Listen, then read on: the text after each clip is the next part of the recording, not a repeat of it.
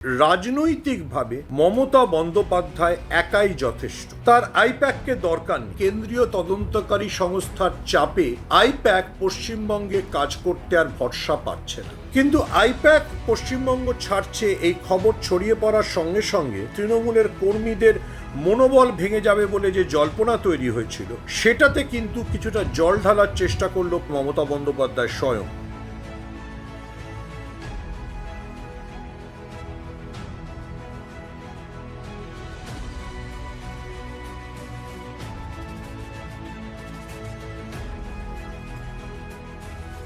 তৃণমূল সুপ্রিমোর কথা থেকে পরিষ্কার, আমরা যাকে বলি কর্মী ট্রান্সফার, সেটা হতে চলেছে।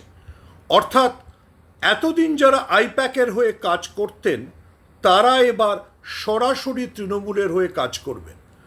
অন্তত মমতা বন্দ্যোপাধ্যায়ের তারকেশ্বরের সভা থেকে সেটাই ইঙ্গিত, এবং তারা সরাসরি তৃণমূলের কাছ থেকে তাদের বেতন বা চাকরি সংক্রান্ত অন্যান্য সুযোগ সুবিধে পাবেন।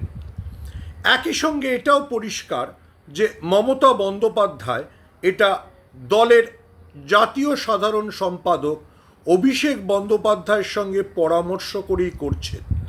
কারণ তিনি বলেছেন, তারকেশ্বরের সভায় দাঁড়িয়ে বলেছেন, আমি অভিষেকের সঙ্গে কথা বলে এসেছি। তাহলে কি ধরে নিতে হবে যে আইপ্যাক পশ্চিমবঙ্গে আর নিজেদের নামে কাজ করবে না? মানে আইপ্যাকের যে ইমেল বিভিন্ন সংবাদ মাধ্যম কোট করেছে সে অনুযায়ী আমাদের সেটাই ধরে নিতে হবে। কিন্তু আইপ্যাকের কর্মীরা সরাসরি তৃণমূলের হয়ে কাজ করবে। দেখুন, এর রাজনৈতিক এবং গঠনগত কিছু তাৎপর্য আছে। রাজনৈতিক তাৎপর্য হচ্ছে যে যেহেতু কয়লা পাচার সংক্রান্ত মামলায় আইপ্যাক সংস্থার নামে অভিযোগ ছিল এবং সেই সূত্রে আইপ্যাকের একজন ডিরেক্টরকে দিল্লি থেকে ইতিমধ্যেই গ্রেফতার করা হয়েছে, ধরে নেওয়া যেতে পারে কেন্দ্রীয় তদন্তকারী সংস্থার চাপে আইপ্যাক পশ্চিমবঙ্গে কাজ করতে আর ভরসা পাচ্ছে না। অর্থাৎ আইপ্যাকের কর্তারা পশ্চিমবঙ্গ থেকে তাদের নিজেদের কাজ গুটোতে চাইছে। কিন্তু তাদের হয়ে যে কর্মীরা কাজ করতেন বা যেভাবে কাজটা হতো সেটা এবার সরাসরি তৃণমূলের পর্যবেক্ষণে হবে। অর্থাৎ মমতা বন্দ্যোপাধ্যায় সেটাই বলছেন। তারা এবার সরাসরি অভিষেক বন্দ্যোপাধ্যায়ের নির্দেশে তৃণমূলের কোনো অফিস থেকে কাজ করবেন। এতে দুটো সুবিধে আছে। কয়লা পাচার সংক্রান্ত মামলা, যে মামলায় ইডি তদন্ত করছে, আইপ্যাকের কর্তাদের ডেকে পাঠাচ্ছে, আইপ্যাকের কর্তাদের বাড়িতে তল্লাশি চালিয়েছে, সেগুলো কিন্তু আইপ্যাক সংস্থার বিরুদ্ধে অভিযোগ। আইপ্যাকের কর্মীরা যদি অন্য কোনো সংস্থায় যোগদান করে তাহলে কিন্তু ইডি টেকনিক্যালি তাদের হেনস্থা করতে পারে না। এই টেকনিক্যাল বিষয়টি নিশ্চয়ই অভিষেক বন্দ্যোপাধ্যায় এবং মমতা বন্দ্যোপাধ্যায় খেয়াল রেখেছেন।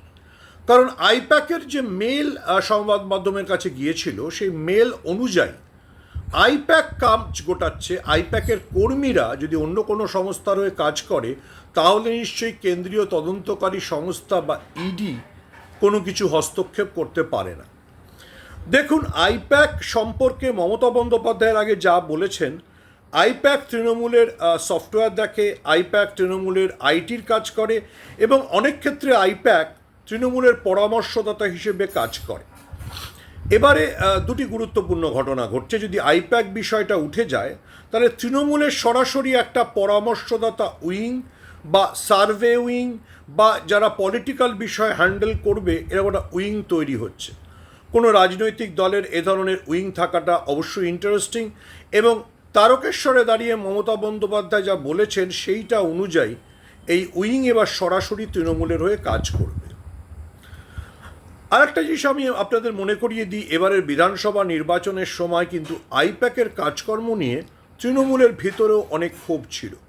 মুর্শিদাবাদের তৃণমূলের একজন বিধায়ক দলই ছেড়েছেন আইপ্যাকের বিরুদ্ধে অভিযোগ তুলে। যদি আইপ্যাক না থাকে তাহলে কিন্তু সেই অভিযোগগুলো অনেকটা ভোতা হয়ে যেতে পারে, কারণ আইপ্যাকের কর্মীরা এবার সরাসরি তৃণমূলের হয়ে কাজ করবে।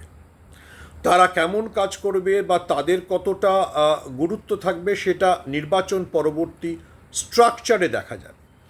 কিন্তু আইপ্যাক পশ্চিমবঙ্গ ছাড়ছে এই খবর ছড়িয়ে পড়ার সঙ্গে সঙ্গে যে রাজনৈতিক চাঞ্চল্য শুরু হয়েছিল বা তৃণমূলের কর্মীদের মনোবল ভেঙে যাবে বলে যে জল্পনা তৈরি হয়েছিল, সেটাতে কিন্তু কিছুটা জল ঢালার চেষ্টা করলো প্রথমে তৃণমূলের বিবৃতি, তারপর মমতা বন্দ্যোপাধ্যায় স্বয়ং। এই বিষয়ে আমি একটা কথা আপনাদের মনে করিয়ে দিই, খুব ইন্টারেস্টিং। আইপ্যাক পশ্চিমবঙ্গ ছাড়ছে কি ছাড়ছে না এ বিষয়ে কিন্তু আইপ্যাক কোনো বিবৃতি দেয়নি।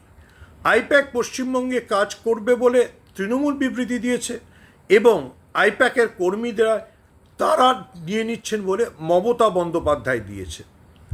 মমতা বন্দ্যোপাধ্যায়ের বক্তব্যই আমরা জানতে পেরেছি আইপ্যাকের তরফ থেকে কিন্তু যে না আমরা কলকাতা ছাড়ছি না বা আমাদের উপর ইডির চাপ নিয়ে আমরা চিন্তিত নই, এরকম কোনো বিবৃতি এখনো পর্যন্ত নেই। দ্বিতীয় একটা জিনিস মনে করাই, অবশ্যই এটা একটা মাইন্ড গেম। বিজেপি যে চাপের রাজনীতি পশ্চিমবঙ্গে নামিয়ে এনেছে, যেটা মমতা বন্দ্যোপাধ্যায় উল্লেখ করেছেন তারকেশ্বরের সভা থেকে, বিভিন্ন কেন্দ্রীয় এজেন্সিকে দিয়ে ভয় দেখানো, বিভিন্ন কেন্দ্রীয় এজেন্সিকে ব্যবহার। মমতা বন্দ্যোপাধ্যায় মনে করিয়ে দিয়েছেন যে ইডি রাসবিহারীর প্রার্থী দেবাশিস কুমারকে টানা জেরা করেছে। ইডি খোদ মমতা বন্দ্যোপাধ্যায়ের প্রস্তাবক মিরাজ শাহ, ভবানীপুর এডুকেশন সোসাইটি, তার বাড়ি পৌঁছে গেছে। ফলে এই যে ইডির অপব্যবহার, এটা যেটা তৃণমূল রাজনৈতিক হাতিয়ার করে, সেটা হয়তো আইপ্যাকের পরে আবার আরও জোরদার হলো। আর আইপ্যাক চলে যাচ্ছে এই খবরে তৃণমূল কর্মীদের মধ্যে যে মনোবল ভেঙে যাওয়ার সম্ভাবনা ছিল, সেটাকেও মেরামত করার চেষ্টা করলেন প্রথমে তৃণমূলের তরফে বিবৃতি দিয়ে, তারপরে স্বয়ং মমতা বন্দ্যোপাধ্যায় মুখ খুলে।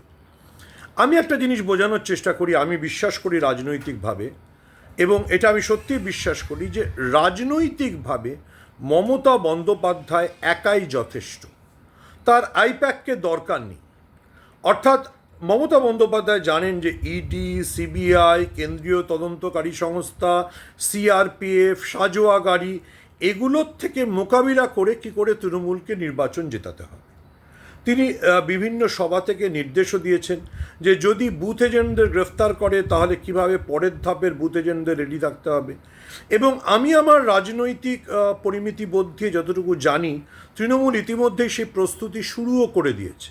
অর্থাৎ যদি বিজেপি বা কেন্দ্রীয় তদন্তকারী সংস্থা ভাবে তৃণমূলের 86,000 বুথ এজেন্টকে গ্রেফতার করবে, যদিও সেটা টেকনিক্যালি খুবই একটা কঠিনতম কাজ, তাহলে পরের 86,000 বা তারও পরের 86,000কে তৃণমূল রেডি করে রেখেছে। অর্থাৎ এক ধাপ লোক জেলে গেলে পরের ধাপের লোক তৃণমূলের নির্বাচন পরিচালনা সামলানোর জন্য তৈরি। এটা মমতা বন্দ্যোপাধ্যায়ের রাজনৈতিক কৌশল, এবং এটা মমতা বন্দ্যোপাধ্যায় যেভাবে দলকে সাজিয়েছেন তার একটা ভিত্তি।